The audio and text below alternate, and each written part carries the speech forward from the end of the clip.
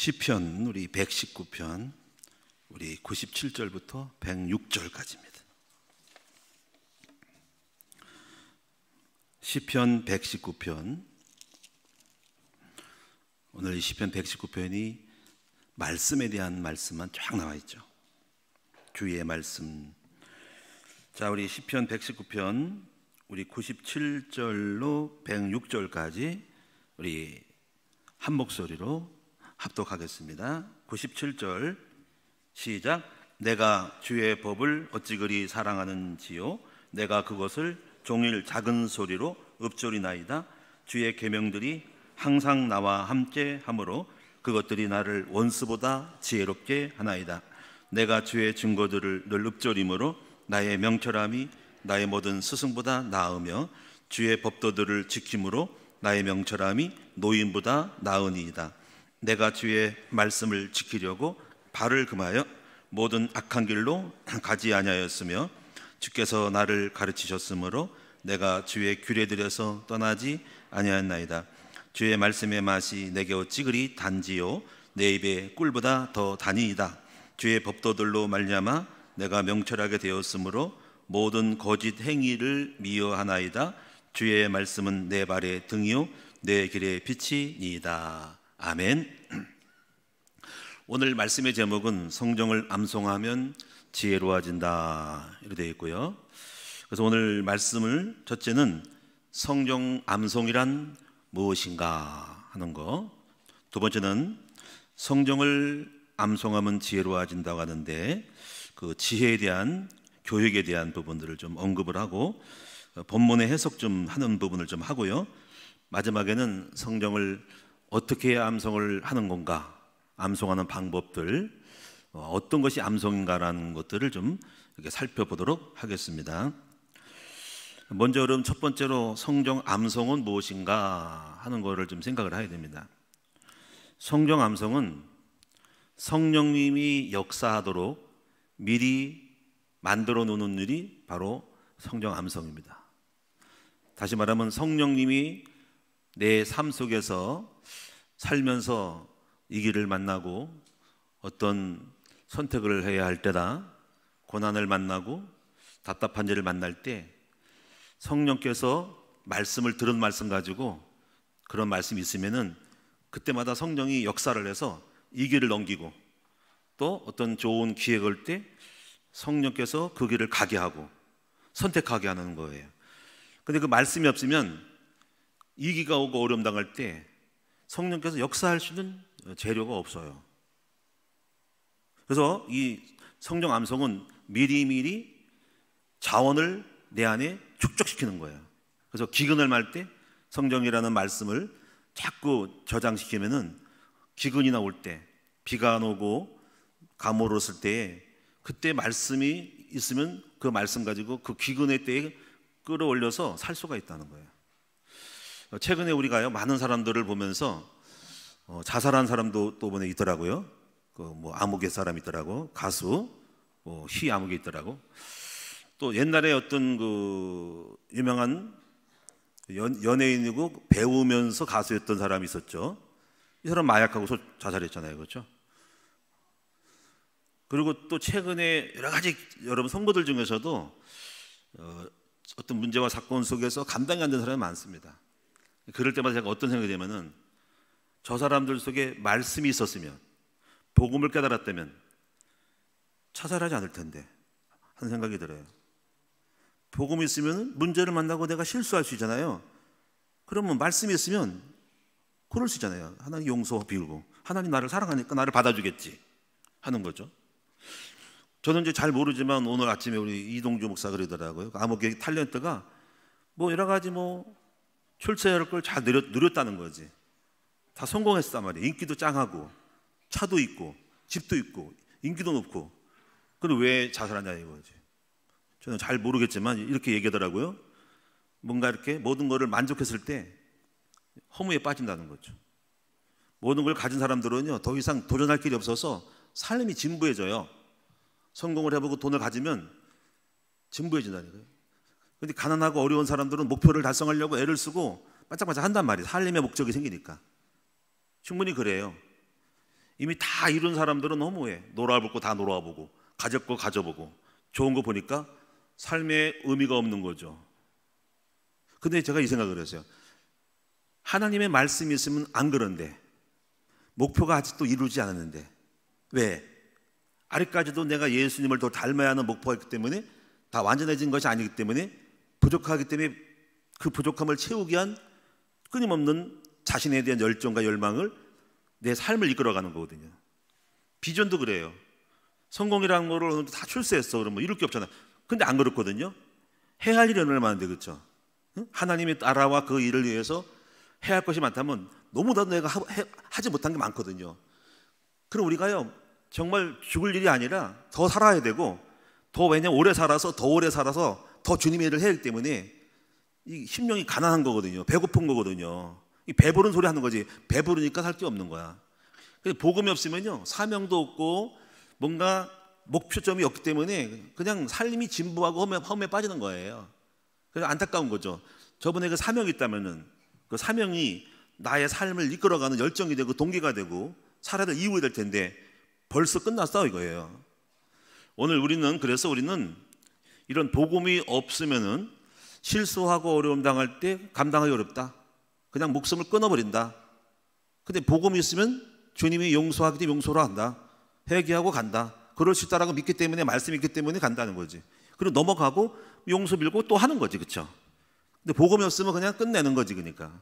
그래서 이 세상에는 양식이 없어 가람이 아니라 하나님의 말씀이 없어서 목마름이라 하는 거예요. 그래서 성경 암송이라고 하는 것은 뭐냐면은 그런 어떤 때, 이기, 고난, 시험, 갈등, 핍박, 또 나를 막 공격할 때, 또 아니면 어떤 좋은 상황이 오고 이게 왔을 때 미리미리 암송해 놓은 말씀을 가지고, 그 말씀이 있는 사람들은 그 기근의 때에 미리 저장을 해서 그 기근의 때를 말씀을 가지고 넘기고 이길 수 있다라는 겁니다. 예수님께서 3번 시험을 받으셨잖아요. 근데 그 3번 시험 받을 때마다 예수님은 그 시험을 이긴 것은 말씀을 가지고 딱 꺾어버린 거거든요. 들덩이를 똑덩이 되게 할 때 주님은 신명기 8장 가지고 말씀했거든요. 너를 이 광야로 인도한 것은 사람이 떡으로만 사는 것이 아니라 하나님의 말씀으로 사는 줄을 알게 하려 함이라는 말씀이 있거든요. 신명기 8장 말씀 가지고 딱 들이대가지고 돌덩이 똑덩이가는 내가 너 똑덩이 가지고 거기에 내가 빠져 있는 줄 아냐. 그거 필요 없는 거야. 사람이 떡으로 사는 것이 아니라 주의 말씀으로 살아서 네가 똑똑히 만들어낸 그런 관계 없어 하면서 말씀을 딱 끄집어내서 말씀으로 딱 꺾어버린 거란 말이에요. 그런데 그 예수님의 말씀이 언제 들었냐 이거예요. 어릴 때 성경을 많이 읽고 신명기를 많이 읽어서 미리미리 저장되고 축적된 말씀이 그 상황에서 방적을 해서 말씀으로 그 상황을 이긴 거라 하는 얘기예요. 그래서 여러분이 이 말씀을 암송한다고 하는 것은 장차 우리 청소년들과 아이들에게 어마어마한 축복의 통로가 될 수 있는, 소스가 될 수 있는 자원을 지금 만들어가는 거예요. 그래서 오늘 여러분들이 이런 어떤 암송에 대한 거를 꼭 이해하려면 성경 구절 몇 군데를 이해해야 되는데, 첫째가 뭐냐면 히브리서 4장 12절 말씀을 이해를 해야 돼요. 하나님의 말씀은 살았고 운동력이 있어서 혼과 영과 관절 고시를 찔러 쪼개는데, 말씀은 생명이고 능력이거든요. 어떻게 역사할지 모르는 거예요. 그 말씀이 여러분 속에, 아이들 속에 들어가서 어느 날 잠재되어 있다가 사건과 사고를 만날 때 잠재되어 있는 말씀이 움틀대고 용틀되는 거죠. 마치 화산 폭발할 때 화산의 그 밑에, 땅 밑에 마그마가 있어서 보글보글 끓고 있는 거죠. 그래서 어느 날 뚜껑이 열리고 어느 날 때가 되면은 뚜껑 열어서 폭발하듯이 하나님의 말씀이 내 안에 마그마처럼 잠재되어 있다가 상황과 사건이 일어나면은 하나님의 말씀이 살았고 운동력이어서 그 말씀이 튀어나와서 내 영혼과 관절과 골수를 찔러 쪼개는 그 말씀이 나도 모르게 만들어가는 거예요. 그것이 일부러 암송을 했든 아니면 길 가다가 누가 메시지를 들었는데 흘러가든, 어느 날 성경을 한번 읽었는데 통독했는데 그냥 스쳐가든, 아니면 목사님이 설교해서 다 잊어버린 줄 알았는데 그 어느 날 들었던 말씀이 성령은 기억했다가 삐져나오게 하는 거란 말이에요. 그리고 특별히 이것을 임의적으로 암송한다고 하는 것은 어마어마한 보화를 지금 내 안에 지금 감춰두고 있다는 거예요. 그래서 히브리서 4장 12절 말씀이 매우 여러분이 중요해요. 그리고 그 다음에요, 요한복음 16장 24절에 보니까 진리의 성령이 오셔서 우리에게 역사하는데, 성령은 이렇게 말씀하세요. 오직 우리가 들은 것만 가지고 말씀한다는 거죠. 그 말은 성령님은 우리 속에 듣지 않고 있으면, 메시지가 없으면 성령은 역사할 길이 없다는 거예요. 훌륭한 요리사라도요, 여러분, 요리 재료가 있어야 요리를 하죠. 가끔 그 도시 어부 뭐 고기 이렇게 섬에서 뭐 고기 잡아가지고 안정환이 나와가지고 셰프가 나와가지고 바닷가에서 낚시해가지고 배 타고 가서 그 고기 잡아가지고 요리하잖아요. 그런데 나가가지고 뭐 쭈꾸미를 잡고 무슨 돔을 잡고 잡는데 가서 한 마리도 못 잡는 거야. 그러면 요리사가 걱정이라는 거야. 아무리 훌륭한 요리사가 대기하고 있어도 못 잡으면은 요리를 만들어낼 수 없는 거야. 재료가 없기 때문에. 그래서 성령님은 우리 속에 역사하는데, 그 성령이 역사하려면 여러분 속에 하나님의 말씀을 들은 것이 있어야만이 그걸 가지고 성령 역사하는 것을 명심하셔야 합니다. 저는 이거를 제가 느끼는 게 뭐냐면요, 모르겠어요. 다른 분도 갖고 있겠지만은, 저는 왜 우리가 학교를 세우냐 하는 거죠. 그런데 학교를 세우는 거는 학교를 세우는 말씀이 있어서 학교를 세우는 겁니다. 그럼 학교를 안 세우는 뭡니까? 학교 세울 말씀이 없어서 안 세우는 거예요. 사도행전을 보면은 로마 제국을 변화시킨 것은, 그거는 엘리트들이 바꾼 거거든요. 그러면 인재들이 엘리트잖아요. 그 인재들이 있기 때문에 인재들이 바뀐 거거든요. 그러면 그 세계를 바꾸려면은 그 인재를 양성하는 학교를 세워야 됩니다. 그런 것들을 제가 깨달은 거예요. 그게 바로 교회에 있어서, 사도행전의 교회에 있어서 5번째 교회거든요. 그것을 내가 말씀으로 깨닫고 내 마음에 확립을 한 거야. 아, 이게 5번째 미래를 하려고 한국과 세계를 바꿀 수 있는 엄청난 미래의 교회를 바꾸고 지속할 수 있는 길이 마지막 5번째 교회가 하는 거예요. 근데 이런 생각은, 이런 말씀을 갖고 있는 사람이 있고 없는 사람이 있다는 거예요. 아마 잘 모를 거려고, 로마 교회가 뭔지. 그러면 이거를 저는 알고 있기 때문에 그 말씀대로 성령님은 제가 나름대로 만든 게 아니라 내 안에 당연함으로 교회론이 5번째 교회가 학교가 교회 된다는 생각을 하고 있는 거예요. 그래서 성령님은 내 안에 가지고 있는 생각과 사상과 말씀 따라서 나를 통해서 학교를 세우는 일을 하시는 거예요. 그러니까 성령은, 중요한 거는 여러분이 들은 것만 가지고 역사한다는 겁니다. 만약 여러분이 그래서 내가 축복을 받은 사람이라고 들으면 축복으로 역사할 거고, 나는 축복은 무슨커녕 가난하고 지지를 못 살 거라는 생각을 했으면 성령은 역사할 길이 없는 거란 말이에요. 그래서 오늘 여러분이 이런 말씀을 암송하고 말씀을 깨닫는 것이 성령님이 역사할 수 있는 내비게이션처럼 프로그램을 깔아놓는 거라는 걸 아셔야 합니다. 여러분 속에 프로그램이 깔린 대로 성령은, 차량은 운행하는 거예요. 컴퓨터는. 그 성령이 프로그램이 안 깔리면 안 되는 거란 말이에요. 그래서 제가요, 요즘은 이제 차량을 운행하면서 차에 있는 그 내비게이션은 별로 안 써요. 전에는 처음에는 살 때는 들어왔는데 업데이트가 안 돼가지고 어느 도시에 신방을 가면은 안 나와요.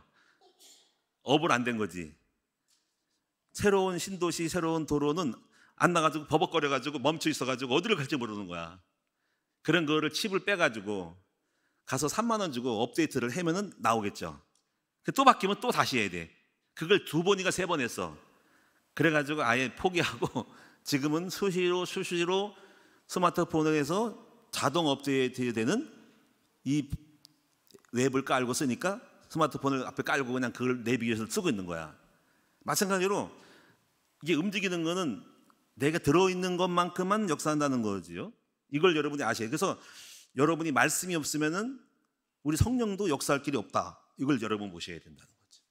자, 그래서 이 성경 암송에 대한 이런 부분을 아시고, 그리고 이런 암송이 이제 우리 아이들에게 어릴 때니까 그냥 뭐 단어 문장 외우지만은 이제 나중에 어른 되면은 깨달아지는 말씀으로 암송이 되도록 유도를 해야 해요. 이건 선생님의 역할이지만 우리 아이들이 경험이 많이 없기 때문에 얼마큼 깨달을지 모르지만 일단은 암송시켜서 그냥 쑤셔 넣는 거지.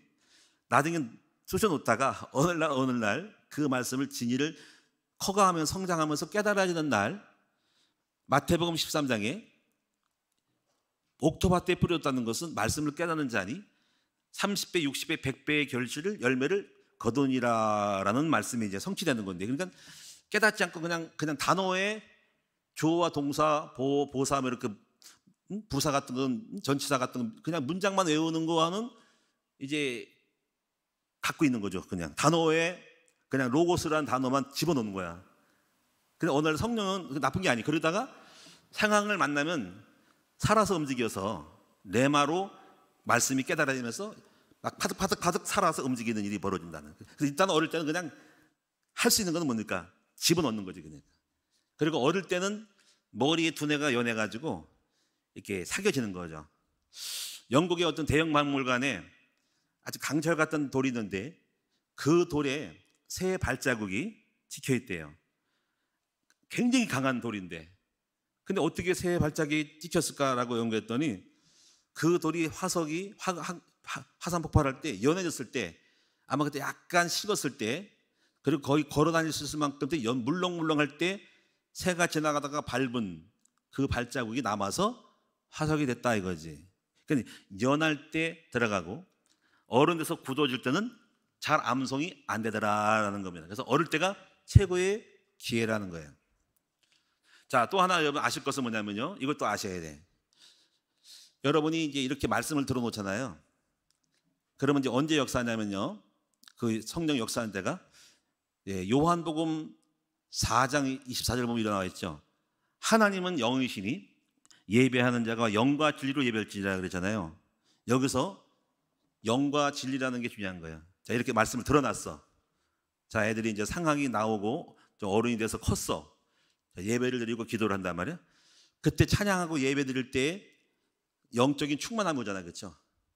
영적인 충만함이 오고 그럴 때 영으로 예배할 때 영과 진리로, 진리 가운데서 성령에서 그때 밝히 어떤 사실을 뚜렷하게 내가 가야 할 길을 딱 정해주는 거야.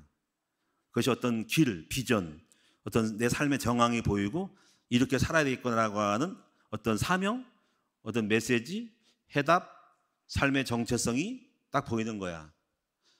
이것은 이제 영적으로 늘 훈련이 된 사람은 자주 나오고, 훈련이 안 된 사람들은 한참 영으로 들어가다가 나오기도 하고 이러는 거예요. 저 같은 경우는 그냥 기도하다 보면 나와버려. 항상 말씀이 나온다고. 영적인 어떤 접목이 딱 돼가지고 늘 꼭 예배 때가 아니라도 길 가다가도 또 기도하다가 여기서 강좌 생업 들으면 메시지가 다 나와버려. 어떻게 해야 할지. 그래서 항상 그런 시간이, 새벽 기도 시간은, 예배하는 시간은. 그래서 예배의 성공자가 된다는 것은 영과 진리로 예배하는 거라는 거지. 이런 사람들은 100% 성공한다라는 것입니다. 그래서 오늘 여러분 예배를 잘 들으셔서 영적인 민감함과 영적으로 집중해서 성령께서 그 예배 중에서 말씀하시는 그 진리의 영이 여러분에게 말씀하시는 그 진리로 말미암아 예배를 통하여 내가 가야 할 길, 해결해야 할 길, 어떻게 해야 할지를 알고 순종함으로써 응답을 계속 받아 누리시는 저와 여러분 되시기 바랍니다. 이것은 이제 내 안에 잠재된 말씀이 어느 때 역사하는가라는, 그래서 예배할 때, 찬양할 때, 또는 합심 기도할 때, 혼자 개인적으로 기도할 때, 이럴 때 성령이 영과 진리로 여러분에게 말씀하시는 거예요. 영으로 접촉할 때 진리가 들어오는 거죠. 진리가 나와서 해답을 줘서 길을 가게 하는 거죠. 그래서 승리하는 거예요. 이게 안 된 사람들은 방황하는 거죠. 이미 잠재되어 있지만 예배가 승리 안 되면 말씀은 안 나타나는 거죠. 그래서 여러분이 평상시 암송을 통해 들어간 말씀, 그리고 반드시 히브리 4장 12절의 말씀은 역사할까라는 거, 또 이 말씀이 깨달아질 때 그것이 살아 역사한다는 거, 그리고 여러분이 예배할 때, 영과 진리로 예배할 때 성령이 여러분 속에 잠재되는 말씀이 발동하기 시작한다는 거, 그런 사람들은 계속 승승장구, 이기고 응답받는 거라는 거죠. 이것이 여러분이 이제 성령 암송의 코스라고 할 수가 있어요. 잘 기억하셨다가 이 말씀이 여러분에게 성취되기를 바랍니다. 자, 그러면 이제 오늘 본문의 말씀을 좀 더 분석을 하고 마지막 세 번째로는 성령 암송을 어떻게 할 것인가라는 것들을 한번 보겠습니다. 먼저 본문의 말씀을 보죠. 본문의 말씀 보면은 97절에는 성경 암송에 대한 거를 말씀하고 있고, 나머지 98부터 106절까지는 암송의 축복에 대해서 말씀하고 있어요. 그래서 중요한 거는 97절이 되겠습니다. 한번 내용을 봅시다. 내가 주의 법을 어찌 그리 사랑하는지요, 내가 그것을 종일 작은 소리로 읊조리나이다, 이렇게 되어 있거든요. 여기서 주의 법을 사랑한다 그랬죠. 이걸 좀 더 해석하면은 주님의 법을 사랑하는 것은 하나님을 사랑하는 거다. 여러분, 하나님을 사랑하면 그분의 말씀을 사랑하는 거죠. 그분의 명령, 그분의 계명을 사랑할 수밖에 없다라는 거예요. 그러므로 오늘 여러분 주님을 사랑하십니까? 주님의 말씀을 사랑해야 합니다. 그러면 주님을 사랑한다 놓고 주의 말씀을 사랑하지 않는 것은 거짓말쟁이로 만드는 것입니다. 또 왜냐하면 그분이 주신 언약의 말씀은 예수님이고 말씀은 하나님이거든요. 그러면 여러분이 사랑하면 뭡니까? 그 말씀을 가까이 있는 거죠. 사랑하면 가까이 있고 싶어요. 그의 음성을 듣고 싶고 그의 소리를 듣고 싶다고. 아가서 보면 나옵니다. 나는 내 사랑한 자의 소리를 듣고 싶다. 나는 그에게 가까이 가고 그의 소리를 듣고 그와 함께 만나고 그에게 입맞춘다는 거죠. 그러면 이제 사랑한다는 것은 주의 말씀을 가까이 하고 그분의 말씀을 읊조리고 암송하는 것이 사랑인 거예요. 사랑한다 놓고 성경은 팽개쳐 놓고 말씀을 암송하지 가까이 않는 것은 사랑하지 않는 거예요. 오늘 여러분이 그래서 주의 암송, 주의 말씀을 이제부터 주님을 사랑하는 사람들은 성경을 읽으시고 여러분 암송하고 늘 읊조리고 늘 중얼중얼거리시는 여러분으로서 하나님께 발견되시기를 주님의 이름으로 축원합니다. 이렇게 될 때 여기서 종일이요 작은 소리로 쫑얼쫑얼쫑얼 읊조리는 거죠. 뭐라고 쫑얼쫑얼대네. 여호와는 나의 목자시니 내가 여호와는 나의 목자시니 내가 자꾸 암송하고 쫑얼쫑얼대고 하는 거죠. 대초에 하나님 전지하신 막 그 성경을 암송하는 거죠.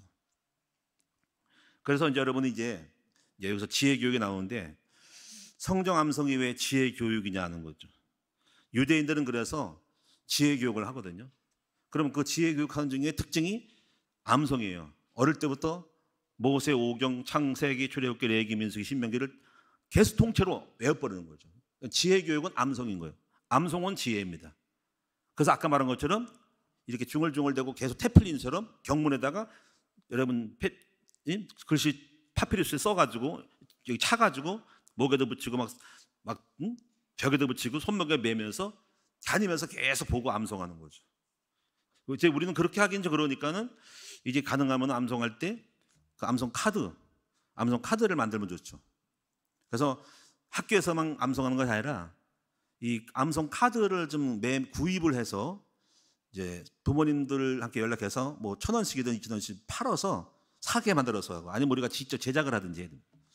그래서 암송을 잘하는 단체들이 있어요. 내비게이터 선교회. 제가 청년 때 암송을 많이 했거든요. 내비게이터 선교회 조그만 이렇게 봉지 조그맣게 들어가지고 이렇게 명함 크기 명함보다 작어 늘 갖고 다니면서 오늘의 암송 목록 일주일 동안 암송할 거. 그래서 일주일 동안 암송 쭉쭉 하고 그다음에 또 전과 해야 돼요. 왜냐하면 전과 잊어버리니까 단기 기억과 장기 속으로 들어가거든요. 이렇게 암송하는 거의 중요성을 알고 어떤 선교단체들은 암송 카드를 만들어서 이제 판매하고 그리고 기독교 서점에 다 있어요. 우리랑 코스랑 안 맞으시지만 어쨌거나 그렇게 있다는 거 알고 없다면 우리가 만들어서 암송을 하도록 만들어야 됩니다. 아니면 연구를 해가지고 차에다가 붙이는 암송, 차에다가 스티커를 붙여서 차 핸들에다가 다 붙이게 해서 암송하는 것도 있고. 하여튼 나름대로 노력을 해야 돼. 그래서 암송과 습관이라는 거죠. 암송은 습관이라는 거죠. 암송할 마음이 없으면 안 하기 때문에 하다 말거든요. 그래서 자 이렇게 해서 암송할 때 어떤 축복을 받는지 한번 본문을 살펴봅니다. 98절에는 이 암송을 이렇게 할 때 주의 계명들이 항상 나와 함께하므로 그것들이 나를 원수보다 지혜롭게 한다. 그럼 원수보다 지혜롭게 하는 건 이긴다는 거죠. 원수를 이기는 거죠. 우리를 우울증 만들고 우리를 두렵게 만들고 우리를 율법으로 막 혈기내게 하고 막 싸우게 하고 낙심하고 이렇게 할 때 이 말씀이 있으면 그 모든 원수가 우리를 넘어뜨리려고 하는 것을 이길 수 있는 지혜로움으로 우리를 만들어 간다는 거예요. 말씀이 떠오르는 거죠. 말씀이 나를 사랑하고 말씀이 나를 용서하게 하는 거죠. 마태복음에 보면은 이런 거 나와 있죠. 원수가 네 오른밤을 치거든 왼밤도 돌려대며라는 말을 합니다. 그런 말씀을 이제 암송하게 되면은 누가 나를 공격할 때 처음에는 보글보글 끓죠. 나도 한 방 더 때리고 싶죠. 근데 오늘날 그 말씀이 반복되다 보면은 원수가 내 오른밤을 치고도 왼밤도 돌려대는, 치고도 왼밤을 돌려대는 이렇게 되는 거죠. 그 정도로 이 말은 뭐냐면 거기에 반응하지 않고 오히려 더 욕을 먹어도 거기에 대해서 반응하지 않는 사람이 되는 거죠. 쉽진 않겠지만 그렇게 때까지 갑니다. 그래서 그런 말씀들이 나를 원수보다 지혜롭게 만들어준다는 거예요. 99절과 100절을 보면은 이 말씀을 암송하면은 내가 주의 증거들을 늘 읊조림으로 나의 명철함이 나의 모든 스승보다 뛰어나고 스승님보다 더 나은 사람으로 명철해진다요. 100절에 주의 법도들을 지킴으로 나의 명철함이 노인보다, 노인은 경험이 많잖아요. 경험 많은 노인들보다 더 뛰어난 경험과 역사를 체험한다는 것입니다. 또 101절에 주의 말씀을 지키려고 발을 금하여 모든 악한 길로 가지 않고, 그러니까 악한 길로 가지 않게 만드는 거예요. 말씀이 있으면. 말씀이 있으면 죄를 안 짓게 해요. 제가 옛날에 오래전 얘기예요.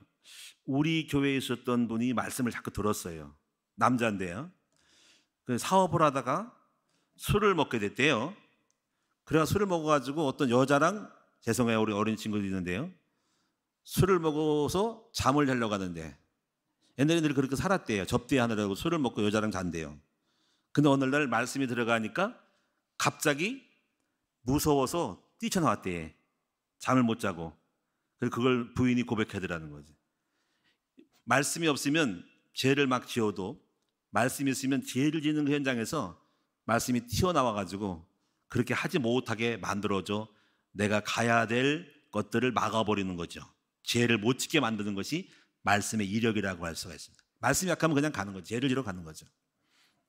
또 102절에 보니까 주께서 나를 가르치셨으므로 내가 주의 규례에 대해서 떠나지 아니했다 그랬어요.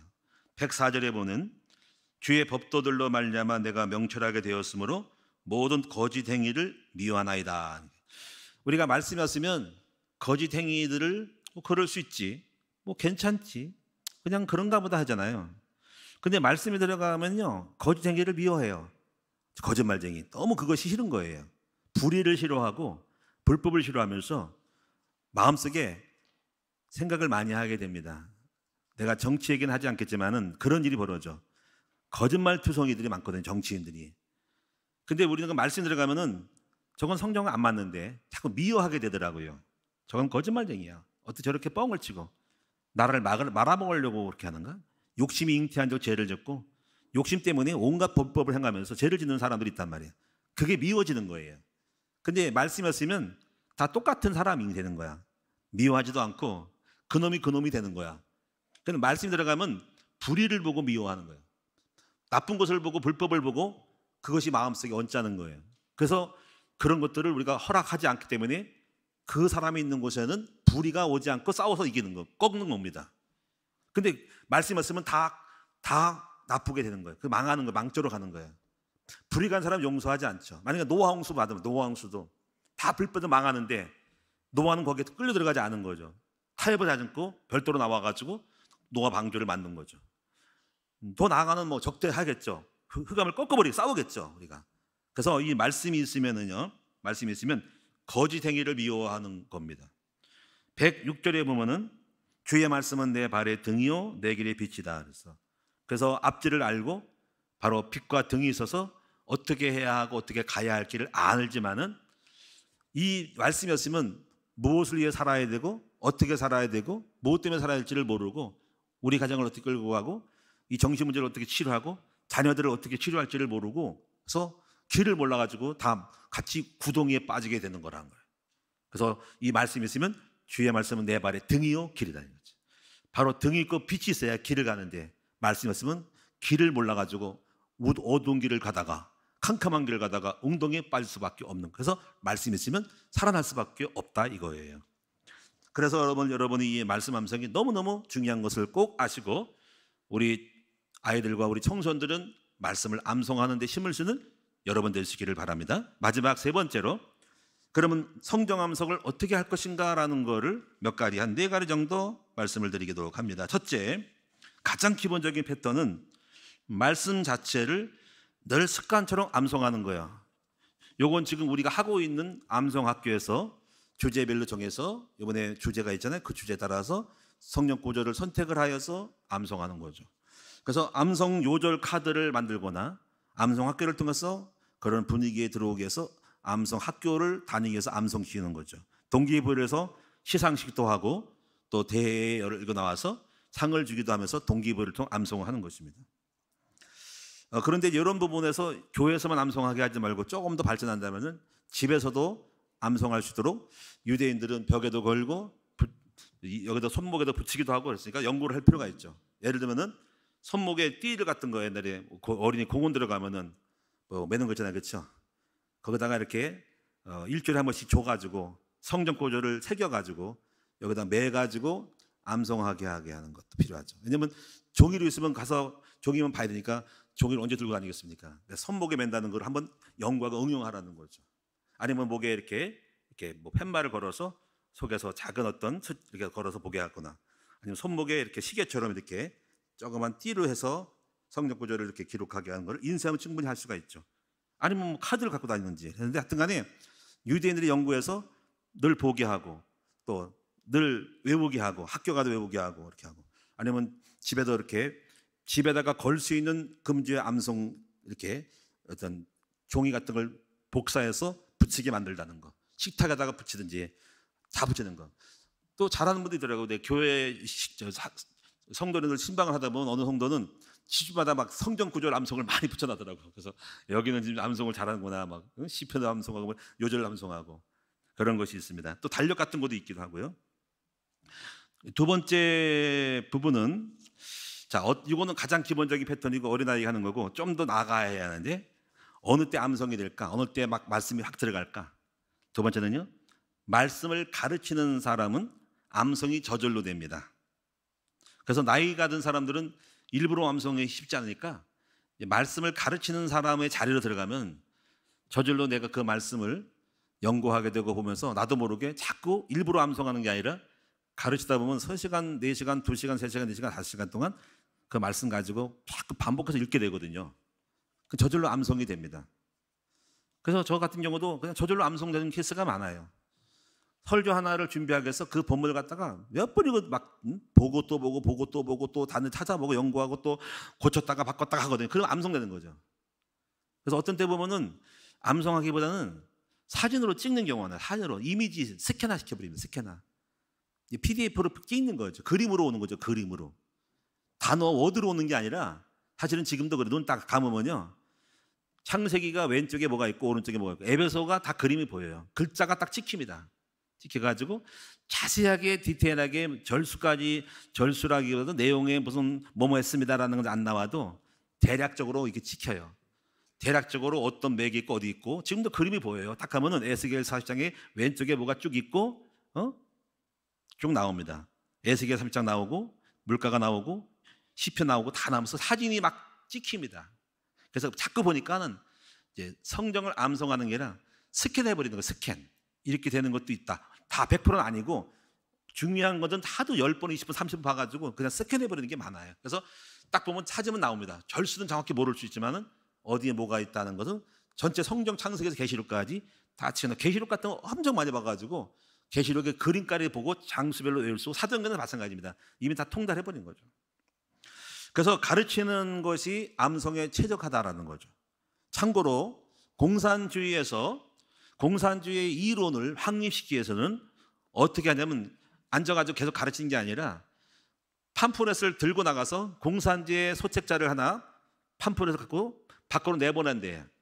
나가지고 역정 같은 데 보내가지고 공산주의에 대하여 얘기하라는 거지. 전하라는 거지. 공산주의로 들어오라고 하라는 거예요. 전도하라는 거예요. 그러면 이제 반박하는 사람이 나오는 거예요. 왜 공산주의가 뭐냐? 나 이해가 안 간다. 그건 나쁜 거 아니냐 할 때 그런 사람하고 맞불 토론을 하라는 거지. 그 맞불을 토론할 때 어떤 일이 벌어지냐면요. 자기가 가지고 있는 그 이론을 지고 싶지 않거든요. 그러면 온갖 상상과 생각을 끄집어내서 자기도 몰랐던 것들을 증명하는 거야. 이론을 설명하고 증거를 내고 증명하고 그런 거예요. 원래 하나를 강조하려면 이거거든요. 설명하라, 증거하라, 간증하라, 예를 들어라, 증거를 대라는 거지. 그래서 증거를 두고 증명하고 설명하고 설득하고 권고하는 거거든요. 이것이 자기 속에서 자기 이론화시켜서 합리적으로 그것이 합당함을 계속 증명하는 의식이 내 안에서 발달해가지고 내가 활성화를 한다는 거예요. 그때 가서 다른 데 가서 내가 가지고 있는 것들을 가르칠 때 가장 기억 속에 남는다는 것이 가르침의 효과라는 것입니다. 그냥 이게 토론이 굉장히 중요한 거죠. 유대인들의 교육은 토론이거든요. 토론할 때 상대방이 막 그거 왜 그런데? 나는 이해가 안 가는데 그러면 상대 그런 말은 그게 왜 너는 틀렸어 내가 맞아 하면 왜 그런지 알아고 그렇게 뭔가 이론으로 막 맞불을 붙는 싸움할 때 거기서 강하려는 거라는 거죠. 근데 우리는 보니까 주입식이죠. 그리고 그런가 보다 하고 한 김에 안 됐죠. 그냥 새겨 듣고 그걸 말하잖아요. 이론 안 돼가 정리가 안 돼가지고 안 되는 거죠. 그래서 여러분 유대인들 가운데는 이런 토론을 하브로타 교육을 하는 거죠. 가지고 유대인들은요 주로 어떤 사람이 많이 나오냐면 변호사가 많이 나오는데 변호사 변론 해야 되니까 판사 검사 특히 변호사 나가지고 그 계속 토론해서 이론에 밝아서 누구랑 만나도 이 얘기를 통해 가지고 자기를 설득시키고 자기 이론을 주장하는 것이 되는 거예요. 이게 말잘하는 사람이 되는 거죠. 저는 앞으로 이런 그 교육이 우리 중고등부나 적어도 청년들 가운데는 일방적 설교보다는 서로 맞짱 토론을 할 수 있는 시간도 한 번쯤은 가지고 어떤 주제를 가지고 거기에 대해서 서로 이론 싸움을 하는 수임으로써 물론 거기서 누가 틀리고 맞고 하는 거 있겠지만은 그런 여부보다는 다양한 생각과 사고를 수용하면서 내가 깨닫지 못했던 거 나오는 거거든요. 토론하고 포럼하다 보면 내가 미처 생각하지 못했던 것들을 상대방에서 나올 때 저런 생각도 할 수 있구나 라는 거를 받아들임으로 지성의 영역이 열려진다는 거예요. 그래서 두 번째 암송을 잘하는 것은 내가 말씀을 가르치는 사람이 될 때 잘 된다. 세 번째는요 여러분이 뭐 하냐면 이제부터 하나씩 할 게 뭐냐면은 지금부터 여러분 하셔야 됩니다. 단순하게 한 문장을 하나 외우는 것보다는 앞으로는 여러분요 좀 더 논리적을 가지고 성취될 말씀에 대하여서 이걸 하나씩 접수를 해야 해요. 특히 어린이들은 그럴 수 있죠. 어린이들 못 가지만 중고등부 아이들은 그 정도는 돼야 해요. 자, 예를 들면은 하나씩 말씀이 뭐냐면 뭐 이런 거 있잖아요. 로마서를 8장을 읽다 보면 나오잖아요. 생명의 성령의 법으로 죄와 사망의 법에서 해방했다라는 말씀을 설명해 보라는 거죠. 이론적으로. 여러분 그거를 하나 풀면요 어마어마한 걸 깨닫습니다. 우리 청년 때 제가 학생 때 이걸 엄청 연구했거든요. 생명의 성령의 법이 뭘까? 죄와 사망의 뭘까요? 로마서가 굉장히 탁월한 완전히 복음에 뻥 뚫리는 거예요. 이런 걸 한번 여러분이 좀 해보시기 바랍니다. 그리고 왜 예수가 그리스도가 되시는가 하는 거를 논적으로 해보세요. 여러분 학생들 가운데 청년들 마찬가지고 왜 예수가 그리스도가 무슨 뜻인지를 한번 설명해 보라는 거죠. 그래서 여러분이 이렇게 성취될 하나님의 말씀식으로 지금 내게 문제가 왔을 때 그 문제에 당면한 그러한 것들을 통해서 성취될 언약의 말씀을 잡는 거죠. 자, 예를 들면 또 이런 거죠. 잠언서 8장 보니까는 네 시작은 매약해서나 네 나중에 심히 창대하는 말씀이잖아요. 그럼 이거예요. 작게 했다가 크게 되는 방법, 거기에 대한 매뉴얼이거든요. 거기가. 그러면 이거를 머릿속에 집어넣어야 되는 거야. 여호와를 찾으면 첫째 여호와를 경외하기를 깨닫게 되고 네가 정직하면 자 창대해지는 방법이 첫째 여호와를 찾으라. 두 번째 정직하라. 또 청결하면 세 번째가 청결하는 거야. 그러면 네 처소가 평안하게 될 것이다. 제가 지금 일부러 외우지 않는데 지금 깨달아진 말씀을 하는 겁니다. 그러면 네 나중은 심히 미약하나 심히 창대하라는 거죠. 제가 지금 이걸 일부러 안 외웠습니다. 생각하고 깨달아보니까 나오는 거예요. 그 다음에 옛시대 사람에게 물으며 나왔어요. 그러면 그들이 물으면은 그 입에서 자기들이 가지고 있는 걸 말할지어라는 거죠. 자, 지금 제가 이거 암송을 했어요. 근데 어설픈 거죠. 그렇죠? 그러나 맥은 잡고 있는 거죠. 그럼 저는 이렇게 외우는 거죠. 매뉴얼로 외우는 거죠. 이렇게 해서 말합니다. 시작은 매약했으나 심히 창대해지는 원리를 제가 갖고 있는 거죠. 이런 식으로 외우는 거야. 이런 식으로 매뉴얼식으로 암송하고 그럼 엄청난 부자가 되고요. 내 안에서 굉장한 부자가 됩니다. 그런 식으로 여러분이 하나씩 짧은 단락을 통해서 외우는 법을 가져야 돼요. 이걸 자꾸 하나, 둘, 셋, 넷, 다섯, 여섯 이렇게 되는 거예요. 자, 마지막 하나는 그래서 이런 것들이 연결고리를 치면 이제 맥을 가지고 외워야 돼. 맥잡기로. 그래서 지금 우리 교회에서 하고 있어요. 예를 들면 이거예요. 구원의 길 이런 거. 여러분 구원의 길 이거를 갖다가 어떤 교회에서는 1년 동안 계속 미션하면서 창세기 1장 27절 28절 창 3장 그리고 불신자 상태 신자의 축복 예수님의 구속 사역 영접 영접의 축복 어떻게 영접할 것인가 성령 구절 3가지 그럼 어떻게 할 것인가 이걸 계속 반복했어요. 처음에는 뭔 말인지 모르는데요 한 1년 했더니 그게 따르는 그 말씀이 성경 전체가 뚫리더라는 거야. 이게 맥잡기거든요.